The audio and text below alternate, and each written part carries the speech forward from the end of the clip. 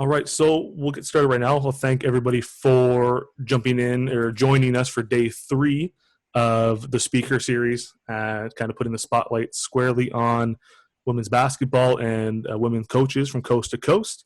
Before we get started, just a bit of kind of housekeeping from the last couple of days. If you guys do want to ask any questions to Coach Cheryl, Jean, Paul, just use the chat function at the bottom. We'll mix those in as we go. And it will be recorded as well, just so people can listen back after the fact if they don't tune in live. Other than that, that's really all we got. Let's have some fun with it. So without further ado, head coach Cheryl, Jean, Paul from Trinity Western, the one coach that was probably higher on my list to get on to share a story, one of the most well-respected names in Canadian basketball. So Cheryl, thank you for taking the time out of your day to do this. First off, how are things on your end? Yeah, I think there's a few ways of answering that question. I mean, from reopening, it's great to be having a little bit of normalcy back to day-to-day life, I would say. I mean, there's still that awkward physically distancing. You can see the person kind of seeing if they're like, are you 2 meters away from me? Yeah. But other than that, grocery shopping is almost like okay again. But yeah, from a basketball perspective, it's tough. We would love to be in a little bit more of a normal routine with recruiting and interacting with our athletes and even interacting with our own staff members. Having staff meetings on Zoom is getting to be like, oh, here we go. Yep. So it's just, yeah, it's a new normal, but we're making do. It's an adjustment for sure, and you see it in the grocery store. You kind of wait for people to walk by before you even think about going one direction, and heaven forbid you need to get where someone is. Yeah. You gotta wait. You can't butt in anymore. I'm not like, my love language is not physical touch. So the first few months I was like, oh, I can't hug anyone. That's too bad. Big loss for me. But at the 3-month mark, I was like, to be honest, I could probably use a hug right about now. Yeah. So.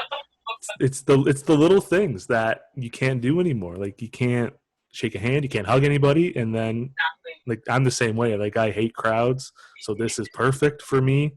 Like, stay your 6 feet away. Like, stay on your 2-foot bubble. I'm okay on mine.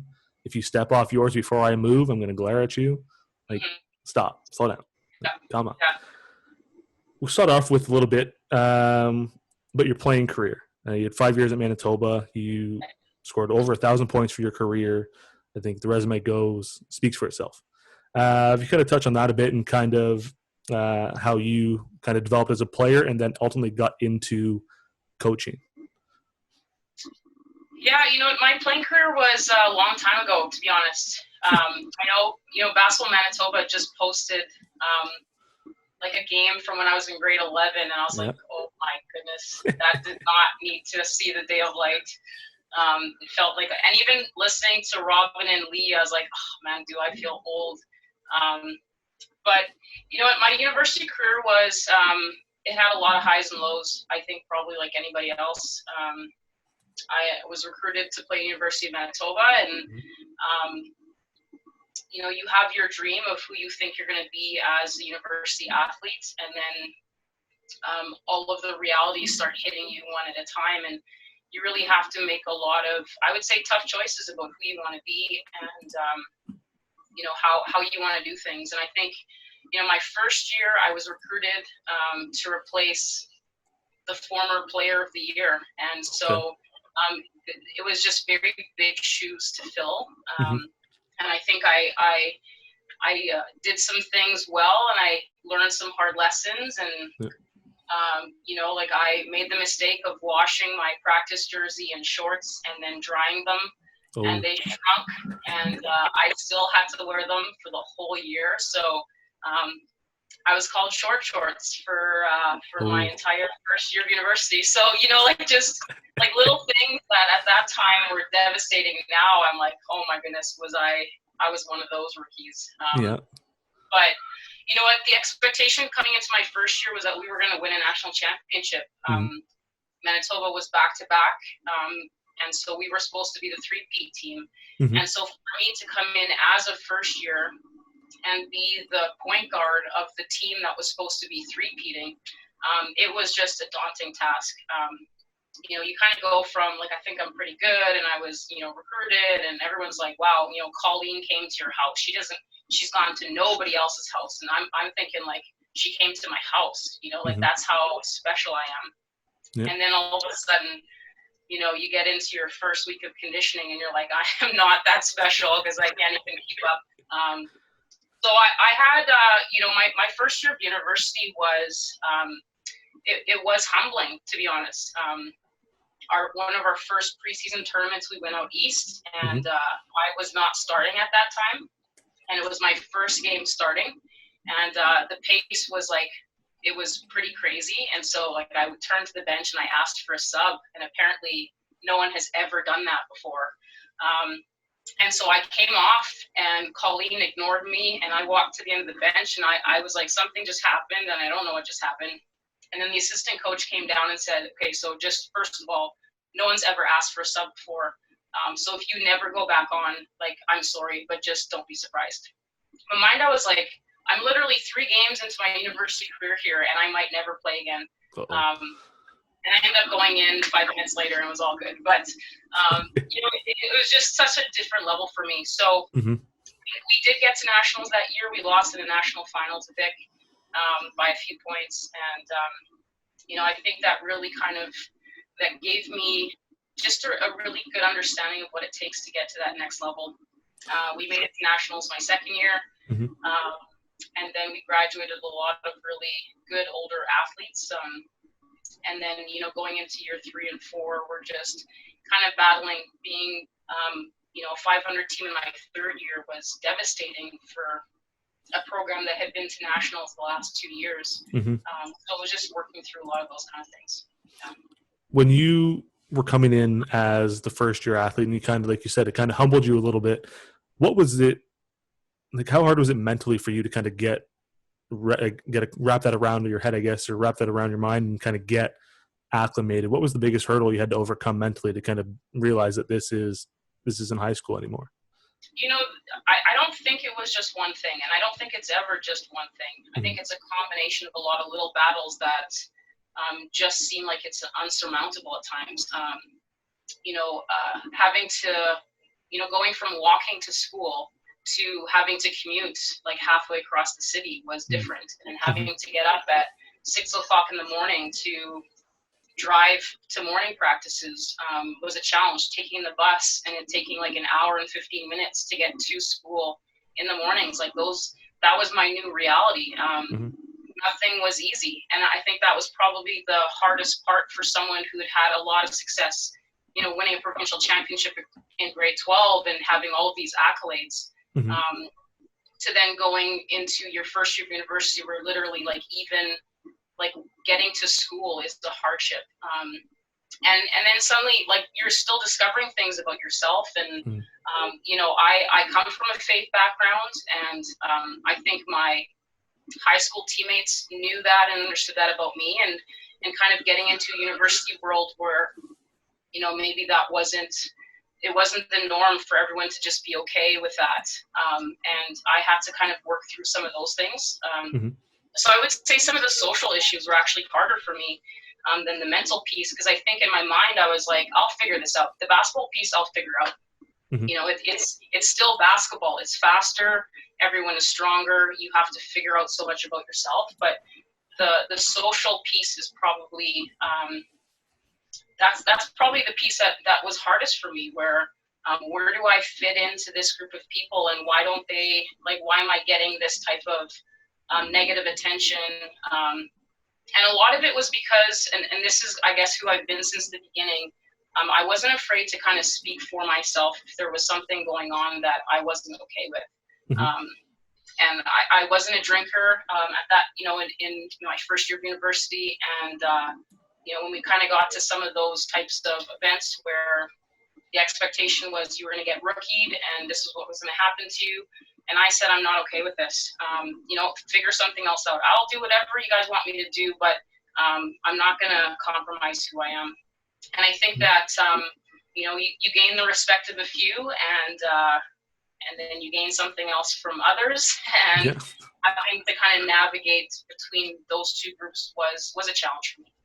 I think that's probably one of the tougher things for rookies coming in is being true to who they are, because it's so many things are changing.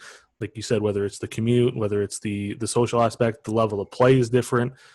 Staying true to who you are is probably one of the toughest things that incoming athletes can have to deal with.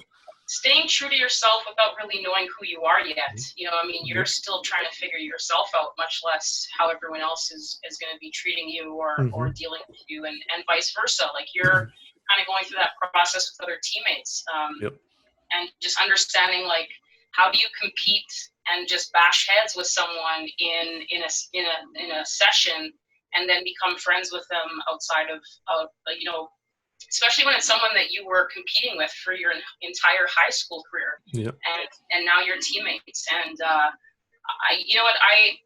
lament sometimes that players now aren't coming into the league the way that it was when I was coming into the league, because it was just so competitive, and you have to fight so hard to get to the university level. And everyone, it's not that some of those things are similar now, but I just find that it just seemed like it was, you couldn't just find a school. Like you have to work really hard to get to a good team.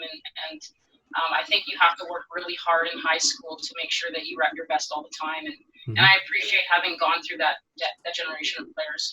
Yeah, for sure.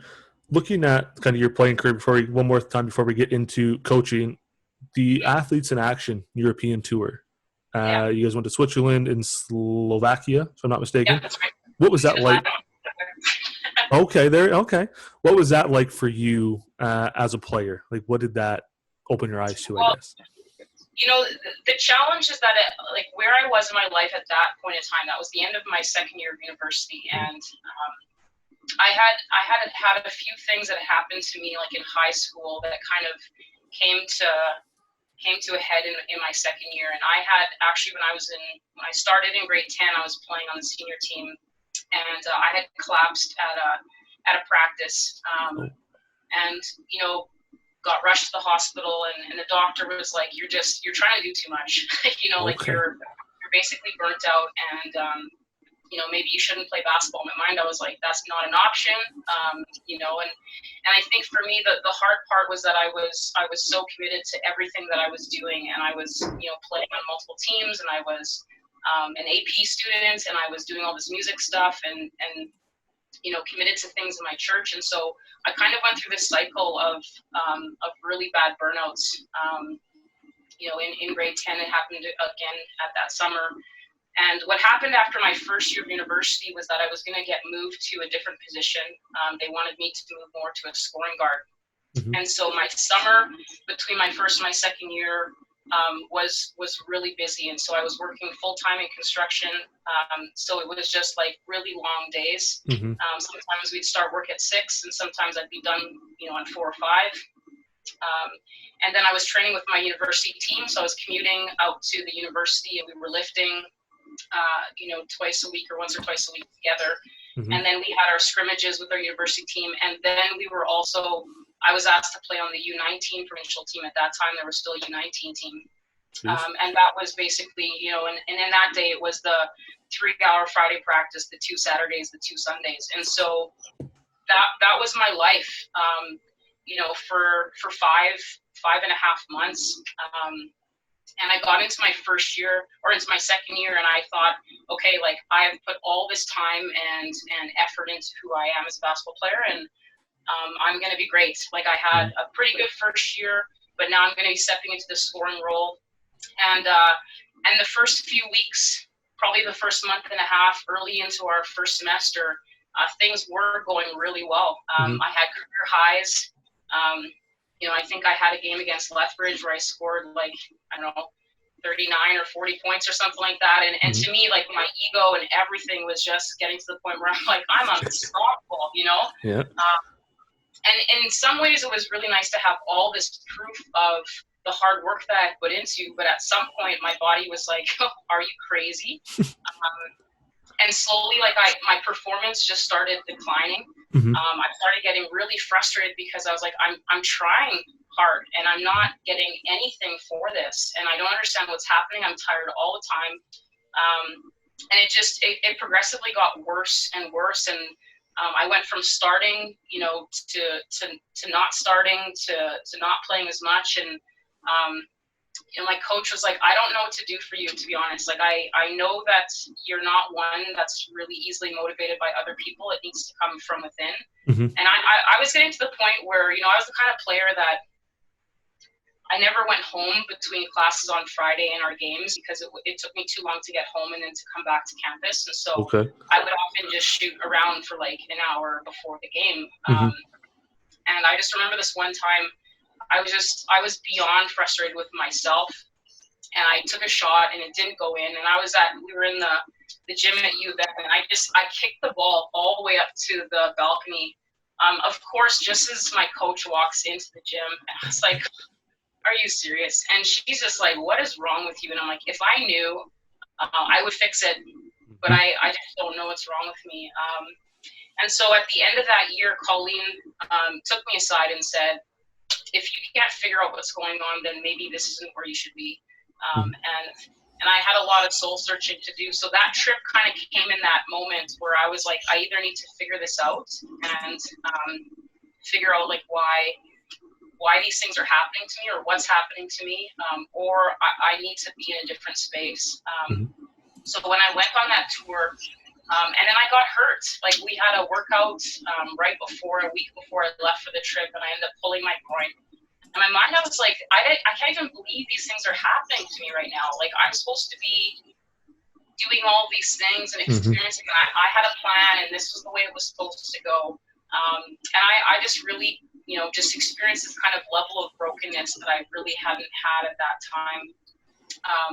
And that trip really, really helped me find my center and find my focus again and realize that I've been playing for the wrong reasons. I've become very, I would say, selfish with who I was and what I was trying to do. And like, it wasn't going the way I had planned. And so therefore I should be upset. And I really I just met some incredible people and just saw what sport could give me and just realized that there was so much more in the sport.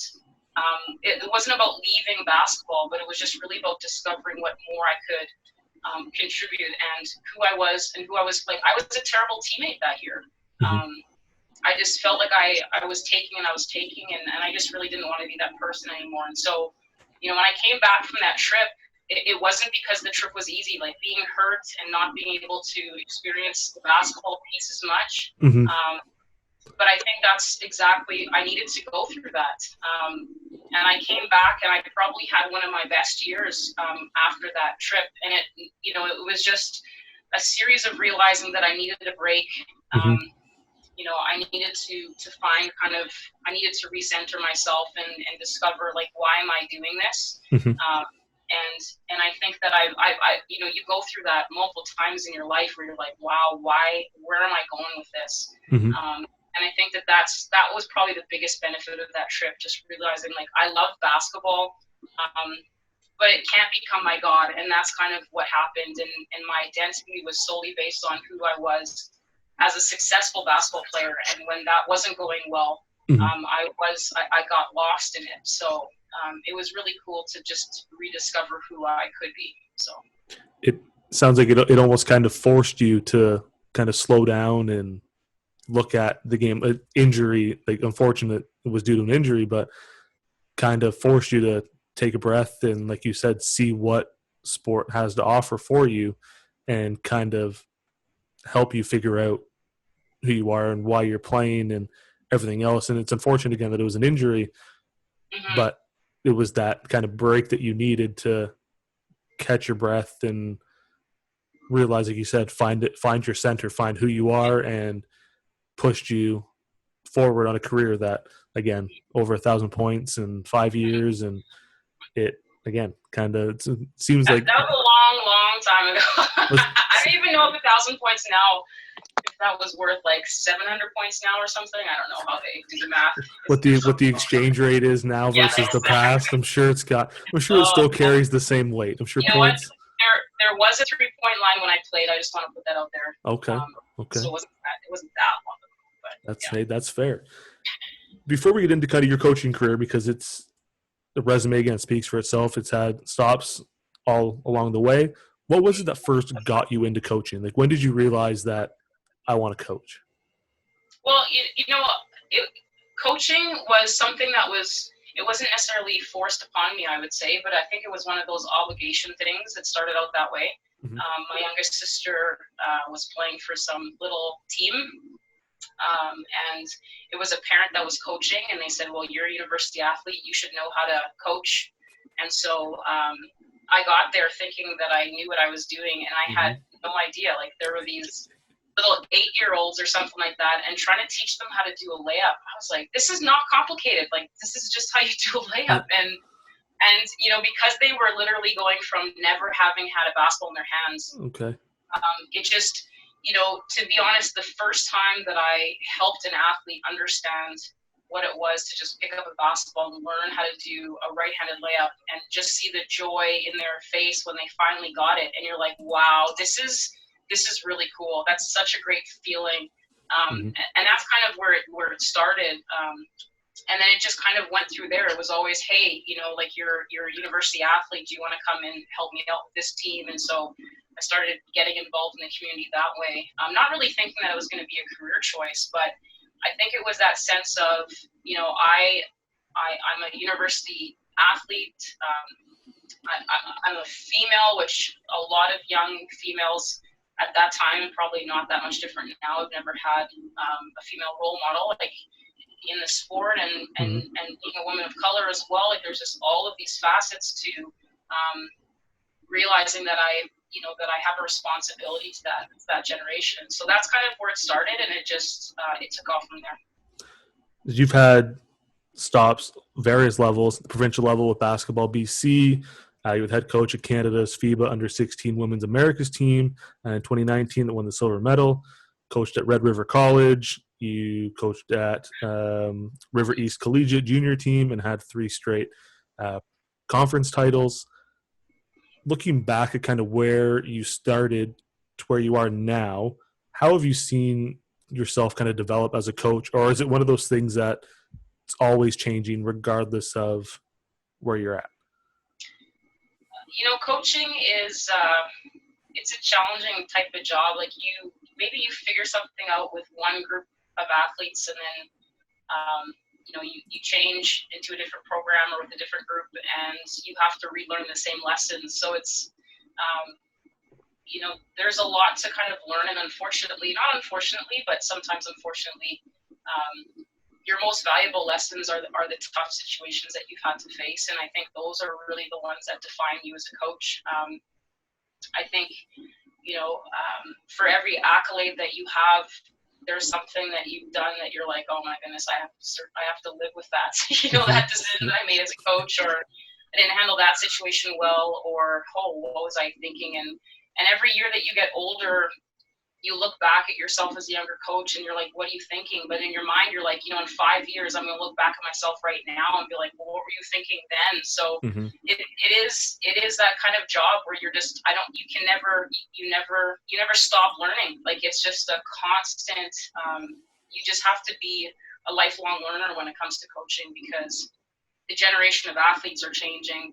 The generation of parents are changing. The game is changing, and as a coach, like, what made sense to you in your coaching dynamic with your athletes in your program, 10 years ago doesn't necessarily make sense now. But I've had some really amazing athletes that have been game changers for me, I would say, where they took the time to be patient enough with me to explain why something I was doing was not cool. Like, to be honest, my first year coaching junior girls, grade 10 girls, and to be honest, I actually love coaching that age because they're not cool enough yet where they they'll let you experience what they're going through in the moment. they don't necessarily have that armor or that protection on them yet. And so I Okay. really enjoyed coaching that age group. And I had a second cousin of mine who was on the team, and this was my first head coaching experience, and I was by myself as a head coach. And I went to a former coach and said, well, how do you do this? How do you interact with girls this age? And her advice to me was, you just make sure it's kind of employee-employer, keep them at an arm's length distance. That's the only way that you're going to survive through this. Mm-hmm. So I was like, okay, you got to be aloof. You got to, keep it this way, and Yep. so I walked in there and I was like super serious for like the whole tryout, and I didn't crack a joke or anything. I didn't even smile, which I think is how most people see me anyways. But anyways,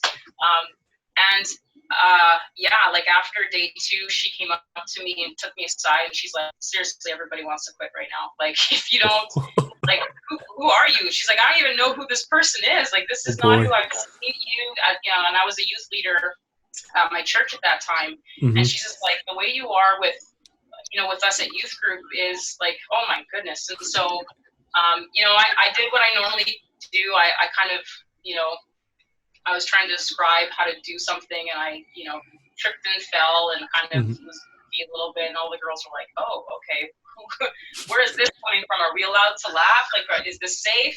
Yep. And I, so it's just this constant process of figuring out like how much can you give of yourself. The nice thing about listening to Robin and Lee is that it was nice to be reminded of what I probably sounded like as a young coach. And I think the hardest part coaching is that you have to constantly fight becoming jaded, and burnt out at the same time. And that's kind of, as you get older as a coach, you start realizing that all these things happen around you and to you, and you have to figure out what to do with all that information. Seems like kind of like when you were playing, like the injury kind of forced you to slow down a bit. I think this pandemic, as unfortunate, as bad as it is, and as we're slowly getting back to normal, it's kind of helped coaches kind of take a break and avoid that burnout. Because like you said, it's a 12-month job. Like there's no real break. It's almost giving everybody that kind of minute to catch your breath and look back at some of the moments that you've had and look back at what you've learned and rest and get ready for the next year. Like just reflecting on who you've been and some of the things that you could have done differently and what you're going to learn from that. It's like sometimes as a coach, it's hard to stop, because if you stop, you have all of this that kind of floods your line of vision. And I think for me, like, I just finished my 10th season at Trinity, and it's kind of like that whole, like, looking back at the last decade, and I'm like, oh, I think that this makes me sound even older when I start talking about time in chunks of decades. Yeah. But looking at the last decade, and just really unpacking some of the things that I've experienced, and like there's been so many really amazing highlights, but I think it's really just unpacking some of the other things and just realizing like you need to let some of those things go, and some of those things you just need to learn how to turn them into positives, and just kind of move forward. Like I know you can kind of see this thing right here. Wow, look at me! I can do these things on the screen. But we had an athlete in our program pass away 7 years ago, and as a coach, like it's how do you deal with that? Like I was in my 3rd year of coaching here at Trinity, and I was trying to survive the job and trying to survive all of the dynamics of taking over a new program that you were trying to not even return to something but start something new, and having this vision that no one else could see. And then to go through that was devastating. And, the tendency is like to push what you're experiencing aside because you've got this whole team of people to support. And you tend to ignore, what you're going through and what you're experiencing. And I think, I have, an amazing family and an amazing group of friends and support networks and a faith family that really helped me through that. But it was still really trying to figure out, like those things change you, and they don't always change you in positive ways. Like sometimes you experience a loss like that as a coach and you're like, man, I can't let anyone in again. because that just hurts so much. Yeah. And yet you have to keep putting yourself out there, and you will get hurt, and people think that you've got your armor all ready to go as a coach, but the reality is there's a lot of things that happen within our program, to our athletes, to us as coaches, that it causes us pain, and we have to figure out how to not just live with it, but really focus on how that's going to make us stronger. Everybody kind of sees the armor, think it's all intact, but then in reality, it's the same as everyone else. Like you said, you feel that exact same pain, but in that position, you kind of put everybody else ahead of you, and then fortunately, you have strong support network, and that's the same thing that Robin said and Lee said as well. That support network that you all have kind of helps get through the unfortunate events, like the passing of a player, or like Lee said, the passing of a brother.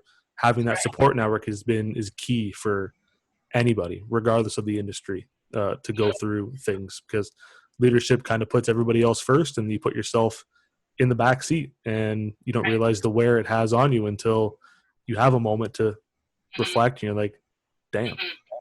Well, and even as a coach, I mean, you go through that with this one team, and I think for someone who, the only way to kind of get to where you want to go, and I know you mentioned like national team experience, but you just have to keep coaching. You have to keep coaching. You have to keep coaching. And the unfortunate part of that is that, when your athletes are in their off season, you're in another season, and you're with another program. And then when you're kind of in that break between that one and that one, well, you're actually in another season with another program. And so it's really hard. And I think that, for someone like me who, I feel like there's been a lot of times where I felt like, I'm kind of on my own. I'm doing this by myself.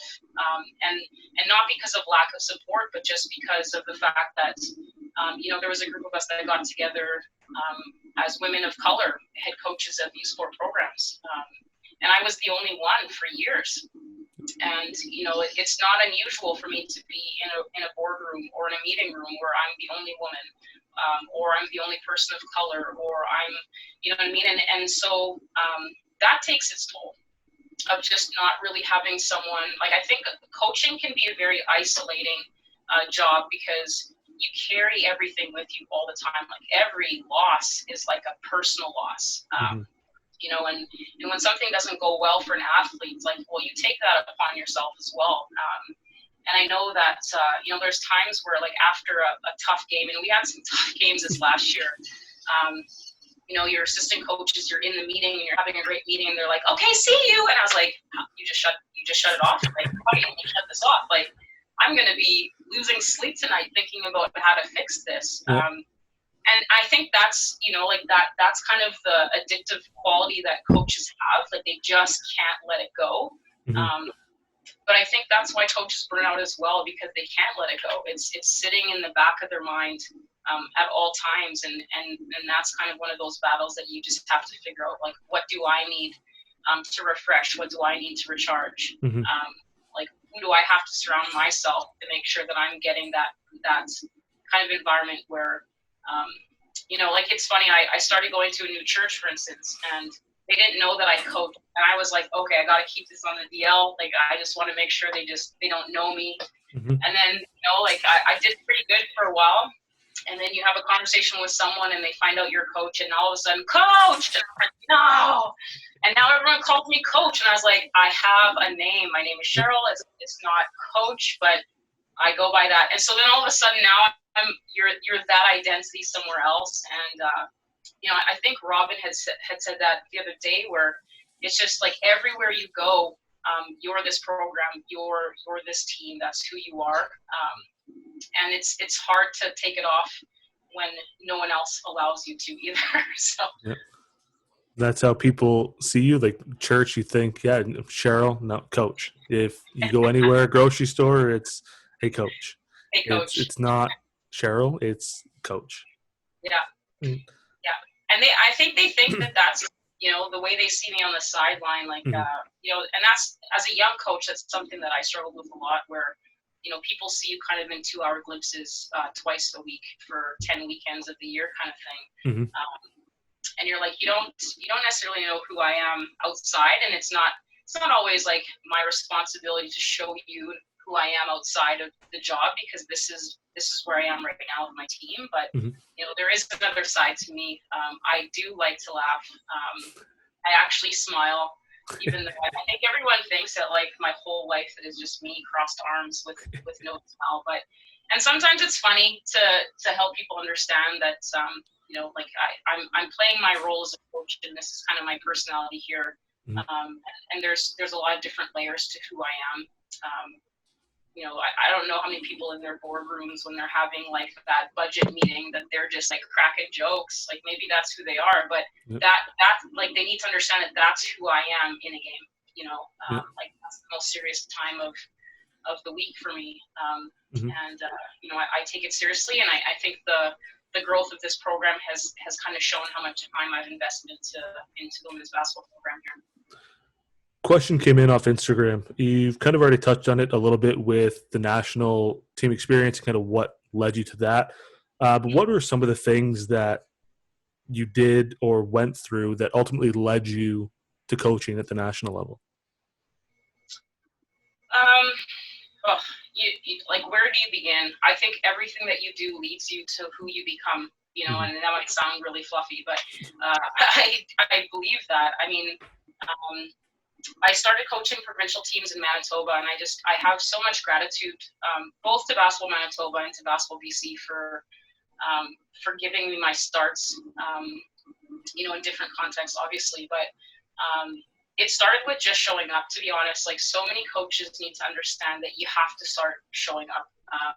If you have opportunities to be somewhere, and I think sometimes people think, well, if I'm not doing something there, then it's like I'm not there. And I disagree with that. Like, I think being an active participant, being an active observer is so important for the growth of a young coach. And I made the decision when I first got to Trinity for the first few years that I was going to step back from some other things, including pursuing national team stuff, because I was just like, this program needs my full attention. And I don't regret that, because I don't think I would have been able to juggle both at that time. And a few years into my time at Trinity, things were starting to turn around, and the health of our program was getting it to be, like, other people were starting to see where we were going. And I remember seeing Mike McKay at a national championships, and I think it was in Edmonton. And I just said, okay, how do I get back into this? Like, I've disappeared for like the last 5 years. Mm-hmm. And so Mike is like, you got to show up, like, we have camps in Toronto. And I just started showing up. Like, the first camp I got to, I sat on the sideline. And then the second camp I went to, I sat on the sideline. And then the third camp I went to, I sat on the sideline, and I got a practice plan. And the third camp I went to, I sat on the sideline, I had a practice plan, and I was allowed to be in one meeting. And it progressed from there. But it really was this process of learning and growing. And I think, again, everyone wants everything right now. But the reality is that if you want something that's worth it, you got to put your time in, and you just have to keep getting after it. And did I have disappointments in that process? For sure. There was so many times where I was like, man, I don't think this is really for me. Like, it's taking so long, and I don't know if I see the progress. But yet, there's so many things that have to happen for someone to kind of step into a role like that. So then it happens, and you're like, oh my goodness, I'm not ready for this.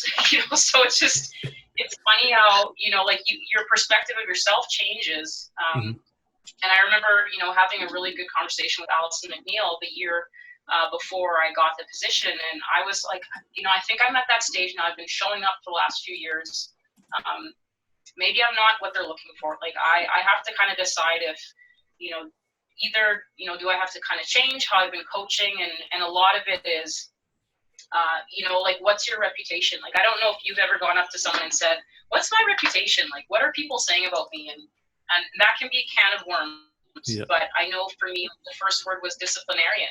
You take life too seriously. And I was like, okay, I could, and I'm like, that's kind of, that's, in some ways, that is who I am. And if, I had to really think hard about, there's reasons why I am the way that I am. There's reasons why I'm the way that I am when it comes to some of those qualities.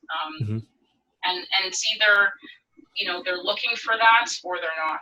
And, when I applied, I felt like, okay, this is probably going to be the last time that I apply, because it feels like it's not going anywhere.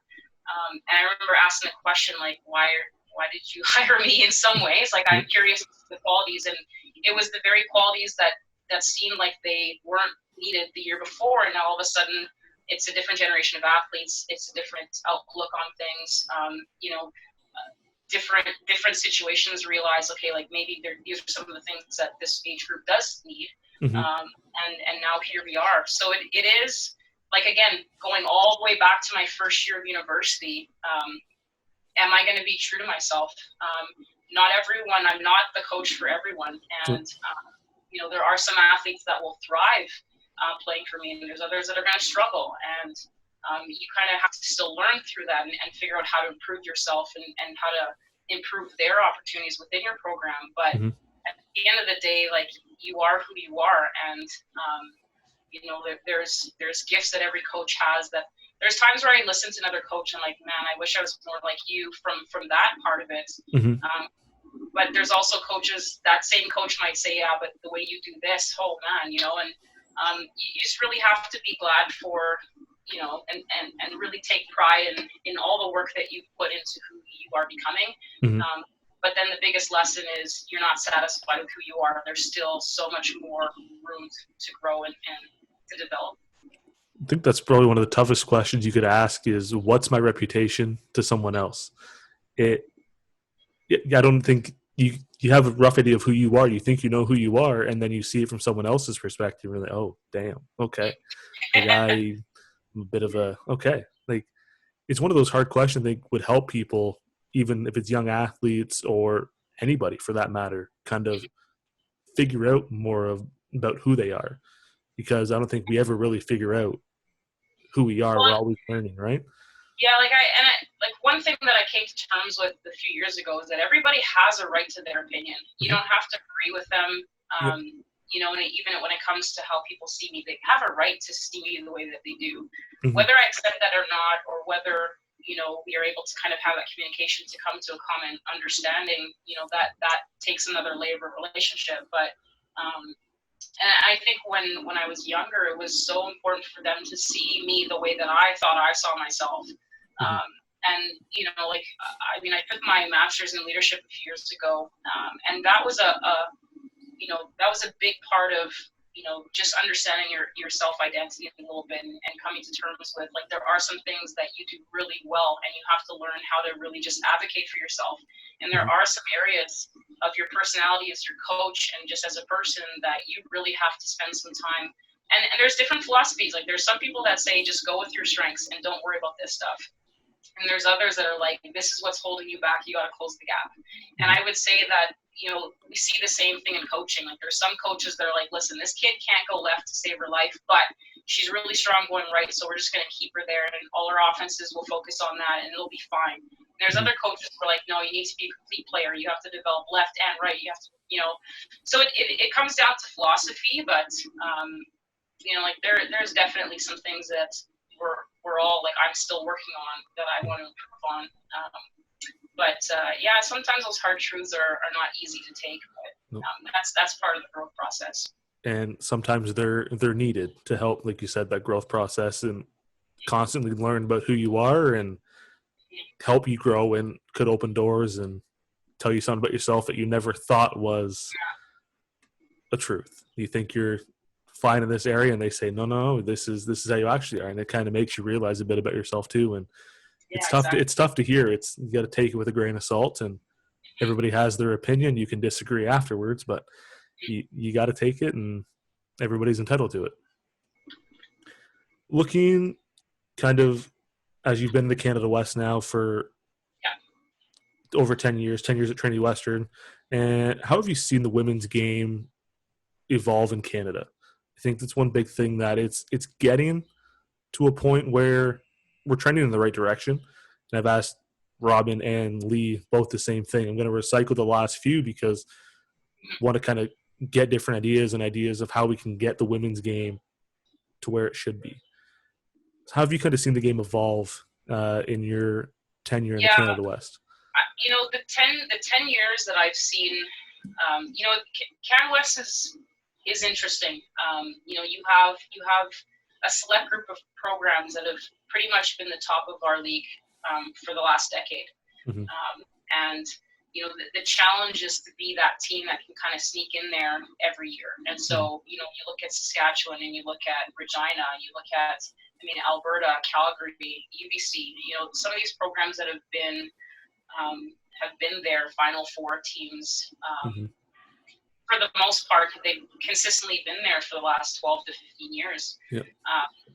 And so it's just really trying to figure out, what is your program's identity? Trying to be the next Saskatchewan, or trying to be the next, Regina or Alberta, and I think a lot of younger coaches kind of get caught into that sometimes, where they're just trying to, okay, that's what they're doing, so I'm just going to try to do what they do and get there eventually. And and I think, right off the hop, I knew that wasn't going to happen here. Like we kind of had to find our own path.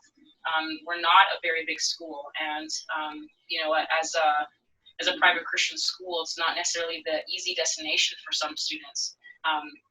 And so I think, when we talk about the strength of our conference, I think that there has just been some coaches that have been able to stick around long enough to make their own identity for their programs. I think UNBC is a great example of that, where it's like, we can't do it this way, so we're going to do it this way.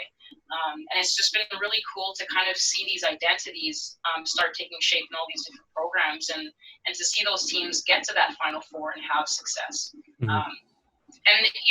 I think that there's two arguments, is the girls' game, is the women's game getting stronger? In some regard, yes. In other regard, if you look at BC, for instance, there used to be 4 universities. And the level of competition to get to one of those universities was pretty high, just to make the team. And you had athletes that were opting to go to college for 2 years so that they could be more competitive to make the team. I think that when we kind of went from 13 to 14, 15, 16, 17 universities in Can West, we lost a little bit of that. And coaches were just like, okay, I'm not sure if you're university material yet, but we have to make sure that we get a roster. And I think that some athletes kind of got lost in that because they were on a roster, but they weren't necessarily getting the experience that they needed as a post-secondary athlete. And I think it's starting to, one thing that I love seeing is the college level getting stronger. Yeah. Because I think that is going to make the university level stronger, where an athlete is now making that decision of saying, and I just think that, our culture right now is, we tend to kind of have this hierarchy of types of schools. If you're really good, you have to go Div 1. Why would you not go Div 1?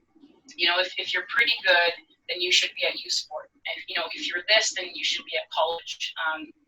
And I think that we have to start changing the narrative for athletes and saying, what is the best fit for you? And maybe going to college first is going to give you a ton of playing experience, and that's what you need.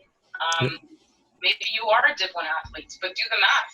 How many athletes are going Div 1 and staying there for their whole careers? But sometimes those athletes come back and they do a great job at U Sports and they elevate their level too. So I'm not saying that that's necessarily a bad thing either. So I think that, you see young athletes that are in the gym and they are working hard and they're putting the time in. And I think it's really cool to see that level of performance increase at the younger age groups. And I think that in itself is elevating the game. And I think, coaches are really pursuing education and trying to improve their game. And I think that the college level is such a great option for students. And I think, instead of trying to work against each other, I think it's really important to kind of work together to make sure that athletes are getting that playing experience that they need. You mentioned the narrative on kind of if you're very top tier, it's D1 or nothing. And really, I think it should, like you said, should be about fit and where you fit in. You see a lot of players go Div 1 and they transfer 2 or 3 times in a 4-year career because they can't find a fit. And if the conversation would have started, okay, what fits you best first out of high school, not 2-3 years in, might be a different situation. And you could have a player that's top tier, wants to get into maybe educating the trades and go the college route, but they don't want to go that way because it's not Div 1, but really it's the better fit. So I think, like you said, changing that narrative to it's not Division 1 or bust, but where do you fit in best? It's going to help them in the long run because they're not transferring 2-3 times to find a fit where the conversation could have had in grade 12. Well, and again, like I think sometimes what gets lost is the education piece of it. Mm-hmm. I know Lee had kind of talked about this, like, what do you want to do after you graduate? And I think that, the funny thing about this COVID is that all of a sudden the essential workers, it changed. Yep. It wasn't necessarily people that were working in an office. People in the trades were all of a sudden being elevated as essential workers. And, to be able to kind of look at it and say, maybe there's some non-traditional ways of getting my education that will actually give me a great employment and a great job. So I think, I don't think there's anything wrong with dreaming and dreaming big. And I think we want to encourage our athletes to dream big, but there's that level of reality of, okay, what are you willing to sacrifice to make those things happen, and have you done your homework? And if you look at, I went to this school and then all of a sudden I realized that the program that I wanted, and I'm not saying that this just happens in Div 1, this happens in Canada all the time. So we are not immune to these things either, where, we have athletes that are going to schools where they think they have the program that they want, and how are they discovering it while they're there that doesn't have that program? And so, just really, and again, what's the first thing that you say in a career, when it comes to students coming into university, that you're probably going to change your mind 2 or 3 times throughout your undergrad? Yep. And so are you going to be in a school where you're going to be able to make that shift? And if not, then you're going to have some decisions to make.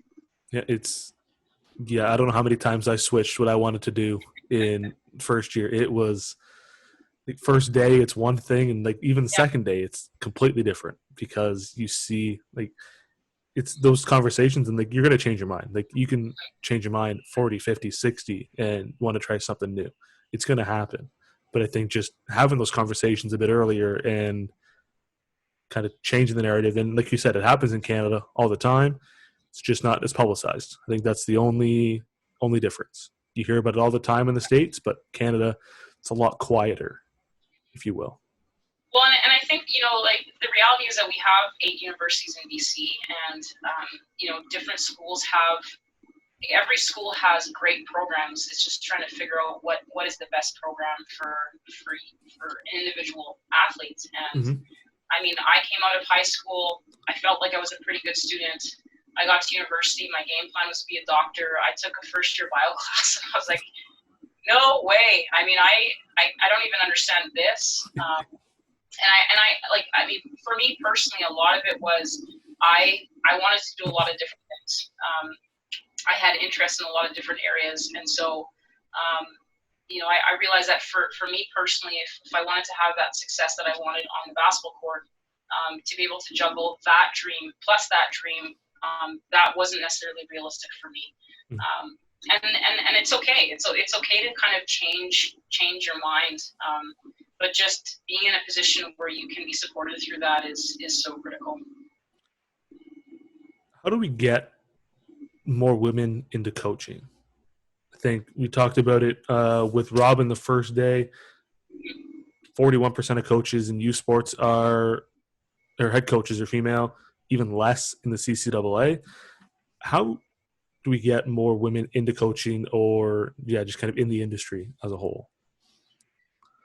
Well, I think there's this, I don't know, I wouldn't consider this the right way of thinking, but everyone believes that once you're done playing is when you should start coaching. And I would wholeheartedly disagree with that. Yep. I think that athletes kind of have this concept of coaching and reffing based on the experiences that they've had. So either they would never want to be a coach because they had a terrible experience, or they never want to ref because all refs have to deal with is abuse from fans.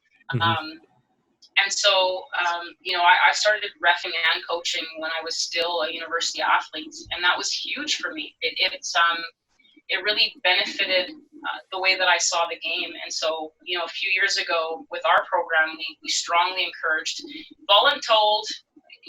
I'm probably a master of voluntold telling people, but it really was, I need you guys to trust me that this is going to be beneficial for who you are, both as a basketball player, as a person, all these other, there's so many benefits to young athletes coaching. And it just, the conversations that I had with a lot of my athletes during the process became really, like, it's just such an enriching experience for them. I had an athlete who, the parent was a challenging parent, and felt that, it was their place to come and constantly talk to me about certain things, playing time, all that stuff. And, like this athlete, in her second year started coaching, and started having parents of the 14-year-old girls that she was coaching constantly come and talk to her about this. And her and I had a conversation after her summer of coaching was done. I'm like, what do you think? And she's like, my mom is never going to come and talk to you again. Because all of a sudden she spent 2.5, 3 months in my shoes, and realized, wow, like, it is just not, it's not cool. And so I think, an athlete who starts coaching will, one, realize, wow, how hard it is, and why all these other things that happen around coaching are typically why coaches leave the game. It has nothing to do with basketball. It has to do with everything else around it. But then also, like, their understanding of who they are as a basketball player. And you know what? Like, they have to catch it. They have to catch that bug. They have to catch that, that was a great experience. But it has to happen before they stop playing. Because then life just gets too busy. And to draw them back into the game at that point is quite challenging. And I think, like, for us to keep growing the game from the women's side, I think we need to encourage young women to start coaching earlier. But then we also have to place, role models and mentors in their lives at that time. And then we have to support them through the process. Like, I have a former athlete who, her very first summer coaching, she had to deal with a parent that chased her down the hallway and reamed her out in front of everybody, because his kid didn't play enough. And you know what, like, parents like that really wreck a young female coach's desire to ever want to coach again. And I had to talk her through that. We had a lot of conversations about that, and she was really gun shy the next summer to coach again. And, she ended up becoming one of my assistant coaches a few years later, which was really exciting to see her overcome that. But I don't know if she could have kept coaching if her and I hadn't had that opportunity to just walk through and help her understand that, that parent, you can't take that personally. It's unfortunate that things like that happen. But the reality is, like, you'll survive this, and this will make you stronger. And trust me. And why? Because when I was in my first year of coaching grade 10 girls, I had a mom chase me down the hallway, and the daughter was crying because she was so embarrassed about what her mom was doing. And we all kind of have those badges, unfortunately. The first time a parent did this, I just got my coaching badge. And we've got our, like, Girl Guide sash with all these things that you have to survive to be a female coach, and to be a young female coach. People talk to you the way that they would never talk to a male coach. And people talk to young female coaches the way they would not even talk to young male coaches. And that's a culture that definitely needs to change. Don't talk down to me.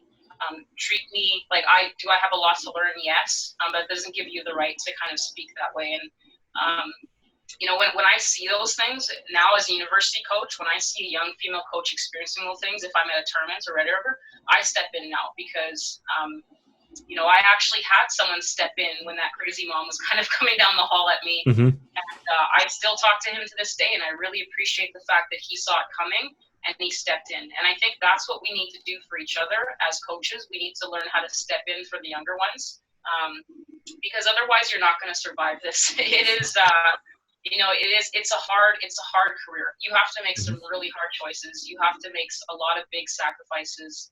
And most people do not understand why you're coaching. They don't know why you do what you do. And it's hard to explain it to other people, like, just the passion that you have. Like, to me, coaching is a calling. And does that mean that I'm perfect at it? Like, 100% no, but it's still something that I love doing. It's a passion of mine. And, opportunities are continuing to present themselves. And even now, like, now that I'm a little bit more veteran, people want to hear about my experiences and what I've been through. And I'm hopefully, like, I'm being honest enough where people are like, oh my goodness, I went through that. And you don't often talk about it while you're going through it as a Mm-hmm. younger coach, because you don't know exactly how to wrap your head around why is this happening to me. And so I do think, it's definitely getting them involved before before everything else happens, in terms of life after the sport. Mm-hmm. And then just continuing to find opportunities for them to either be student apprentice coaches or whatever the titles need to be. Let's get them involved. Yeah. It's an eye-opening experience for sure when you go from a player to a coach the first time. Like I went through it in hockey, but I did not to the extent obviously that some others go through. But I remember getting reamed out by parents in the stands, and like, no one's kid ever plays enough at the end of a game. No matter what it is, if you're a parent of a kid, chances are sometimes you're going to disagree and say they never played enough. They could play the whole game. Your kid could be a goalie, and you could still argue that they never played enough. They never left the ice. You're always going to have those parents, and comment in the chat too that it's not just parents, but also other aspects of the game, perception from officials, male coaches, etc. They just need to continue to build people up, not tear them down. Build them up, and like you said, other coaches step in if they see something unfolding. Just continue to build them up, and again, put the stories of like yourself and Lee and Robin and other female coaches in the country in the limelight. Give them the spotlight they deserve, because I've said it the first 2 days. I'll say it all 4, all 5. If they can't see it, then they're gonna they can't really dream it or achieve it. And as cliche as it is, it's true. If they don't see it, and Exactly. same with the WNBA, and that argument's gone on for years, and they can't see it, they can't dream it, and it makes it a lot harder. But the other thing is that we have to, you do have to get that tougher skin, and you have to learn how to laugh at yourself. Like, probably in my second or third year coaching here, my male assistant coach and I had a game that we played, and it was we kind of started keeping track of how many times he was mistaken as the head coach versus me. And so we had gone preseason, we'd gone to a few games down in the States, and we'd gone to Ontario. And so every game we would do something different. So I would sit in the first chair, he would sit in the second chair, and then the person would come to him. And then I would sit in the second chair, he'd sit in the first chair, and then people would come to him. And then I would be standing, he would be like at the end of the bench, and they would go to him, and it just was. And you know what, like, was it disappointing? Was it frustrating as a young coach going like, what do I need to do to gain people's respect? But the reality is, well, if you never see someone that looks like me as a head coach, why would you ever think that I'm actually the head coach? Mm-hmm. And I think that, like we kind of need to move away from these token assistant coaching kind of positions at times. And I'll say that to be, maybe unpolitically correct, but the reality is that we kind of need to start seeing it. Until it's normal, it's not going to be normal. And like I said, that comment that I made to Lee about women of color and people of color, like it's not usual to see someone that looks like me as a head coach of a university program. And it'd be great if we could start making that seem like it's a normal thing. Yeah, and it's funny you mentioned the game you played. We did a podcast with the student athlete at St. Mary's, and she coaches the provincial level in Nova Scotia. And the same thing. She's on the coaching staff, but the official always thought she was a player, never thought that she was a coach, and questioned why she's calling a timeout or whatever. She's like, I'm actually a coach. Like, I'm not just a player that's not playing this game. I'm a coach. Like, why don't you believe me? And it's a constant battle that I can't begin to imagine. I'm not even going to try and say I know what it's like. That's why, wearing glasses, I was hoping that would age me a little bit, and that didn't really work. And then now, like, I start, I'm starting to go gray because my athletes are driving me crazy. So I'm hoping that gives me, a little bit of seniority. Yeah. But yeah, like you get together with your peers and you find that commonality with the experiences that you've had, and you realize that if you can't laugh about it at some point, then you're not going to survive it. And so it is really kind of realizing, some of those experiences really made me who I am. Like, just realizing that, okay, well, am I coaching for those people to see me as the head coach? Like, why did it matter so much? that they didn't acknowledge me as the head coach. And does my team know I'm the head coach? Yes, they do. Is that all that matters? Actually, that's all that matters. And you really start evaluating the why. Like, why does that bother me? Like, why am I clinging to that? It's like, why does that frustrate me so much? And like part of the survival mode is realizing, like, you take what you need to take and you have to discard the rest. And if you don't, that just starts piling up, and it really is hard to keep moving forward as a coach if you constantly keep looking back. So it's just a lot of lessons that you learn along the way. Just a lot of badges on the sash as you go through. A lot of badges as you go through. Yeah. One last one before I wrap it up for you. What advice would you give to the next generation of players, coaches, what have you, that may be thinking of getting in the industry, but may have some of those hurdles in front of them that may kind of push them or steer them away from the game? Yeah, I would. I feel like I've kind of mentioned some of these things throughout the chat, but just asking questions. I think, obviously, for me in my time kind of here in BC, Alison McNeil did take a lot of time out to support me early in my career, and that's something that I'm very thankful for. And I think that finding a mentor early in your career is critical. Like, after working with her, I wish I would have done that way earlier. And I think you have people, but I think sometimes you're so focused on surviving that you don't realize that this person can really help you, elevate to where you need to go.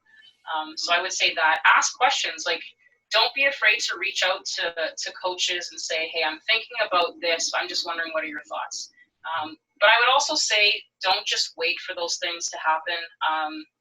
I mean, similar to Robin, like I paid my dues along the way. Like I coached, if I counted how many, I was often coaching 3 teams in one calendar year. Not necessarily all at the same time, but went from high school to a regional spring team to a provincial team, back to high school, and then even with university, head coaching university, helping out the high school team. Then going to college, helping out the provincial team. And, I think sometimes, because we want to see young women getting coaching opportunities, I'm so thankful for all of those teams that I coach. And I know everyone learns differently, so maybe that's not for everyone, but for me, for sure, the 3 years that I spent at Red River were very valuable. The years that I spent within the club system was valuable because it was a different dynamic. And the parents are a little bit different in some of those settings, like provincial team settings versus club versus like a spring team versus, all these kind of things. And as a coach, the more you understand all of those types of situations, the better equipped you're going to be later on. So find a mentor. Don't stop coaching. If you want to be a head coach, go and head coach somewhere.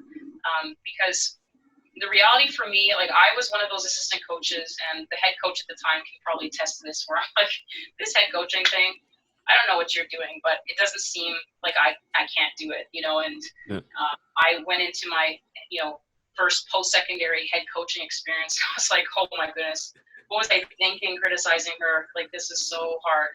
And it's just realizing how much more you have to deal with off court as a head coach than what you would as an assistant coach. And so it is just like, gaining that experience and gaining that knowledge and not waiting. One thing is the coaching education piece and just making sure that you are getting yourself educated and checking off the boxes. And so that when those opportunities do show up, that you can confidently say, like, I'm ready for this. I think that's the common theme. Robin said it, Lee said it, just network. Don't be afraid to put yourself out there. And like you said with the national team, and you just keep showing up. Just keep putting yourself in opportunities, and when you get them, keep showing up, and it's going to happen. Just you got to put in the work, and like you said too, it's not going to get handed to you. You're not just going to wake up one day and you're going to be a head coach. It's not how it works. But everyone also has their own pathway, and I think that's kind of an important piece for everyone to understand. Like, the way that I did it is the way that worked for me. The way that Robin did it worked for Robin. The way that Lee did it worked for Lee. And everyone's going to have their own. Like, for some, it's, your coaching opportunity is coaching boys and coaching a JV boys team. Whether it's, like, everyone's going to have their unique way through their coaching. And, there's times where someone will look at an older coach and say, well, I'm just going to do exactly what she did. And it's like, Doesn't work that way.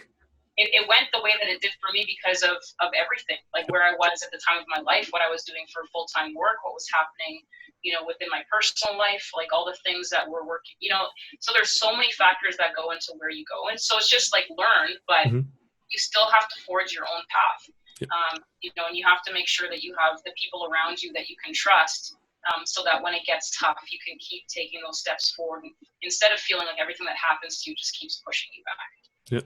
Then just don't be afraid to put yourself out there, and then like make your own path, and it'll play out as it should at the speed it should. If you try to follow someone's footsteps, it's not gonna. Never really turns out the way you expect it to. You're not going to be in the same position as someone else was at the exact same time. Exactly. It's not how the world works. It works in mysterious ways, and you'll find where you're supposed to be when you least expect it. Well, growing up in Winnipeg, it's the same thing. Like when you walk through the snow and you're trying to follow someone else's footsteps, it's not going to work for you. You're actually probably going to fall way worse because that person's stride is different. Like the depth of their shoe print is different, and all of a sudden, all you end up is with a bunch of snow in your boots, right? So you do have to kind of figure out the way it's going to work for you, and then confidently. And you know what? To be honest, we say this to our athletes all the time. And sometimes the things that we say to our athletes are the hardest things for us to learn as well as coaches, but you have to be okay with failure. Like you are going to fail. You're not going to get everything right. There's going to be times where a failure is going to cost you. And those are things that you kind of have to, you have to decide how that's going to change the stream of your path. And it's not easy to go through, but it definitely is, I would say, defining moments in who you are in your coaching career. No, absolutely. Coach, I want to thank you again for taking time out of your day to share your story with everybody. I think there's a lot that we can take away and learn from and continue to grow the women's game in Canada. So again, thank you very much for doing this. Really appreciate it. And we wrap up the speaker series on Thursday. We have Maria Carroll from Mount St. Vincent and Krista Enajukin from Ontario Tech. So thank you everybody for tuning in, and hopefully we see you guys on Thursday. See ya, Thanks, Cheryl. you. Take care. All the best.